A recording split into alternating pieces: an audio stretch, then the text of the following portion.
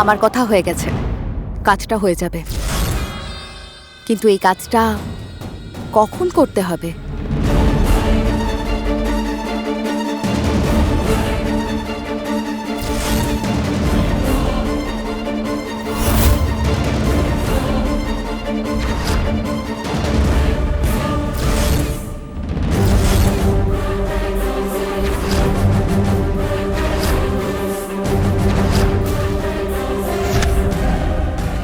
কালকে।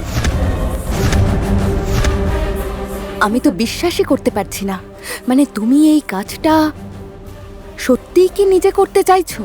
আমার থেকে আমার অধিকার মা কেড়ে নিয়েছে, অন্যজনের কাছে হাত পাততে বাধ্য করেছে, কিরকম কিরকম শত্রুর মতো ব্যবহার করেছে, বাইরের লোকের মতো ব্যবহার করেছে। ঘরের বড় ছেলে হয়েও আমাকে আমার ছোট ভাই শুভরাজের কথা মতন চলতে হয়েছে। ও চলে যাবার পরে সব অধিকার আমার হাতে আসার বদলে ওই পবিত্রার হাতে চলে গেল। একটা কথা তো নিশ্চিত, ভালোয় ভালোয় আমি আমার অধিকার পাবো না,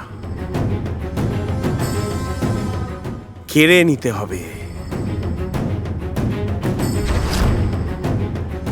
আমি চাই না আমার সন্তান এই পৃথিবীতে এসে তার বাবা মা অন্যজনের কাছে নিজের অধিকারের জন্য হাত পাততে দেখুক।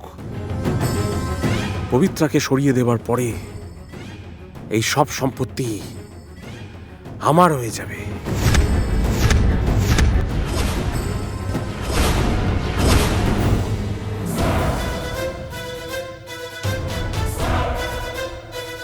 সত্যি বলেছ, কালকের পর আর ওই পবিত্রা কোনোদিনও সূর্য দেখতে পারবে না।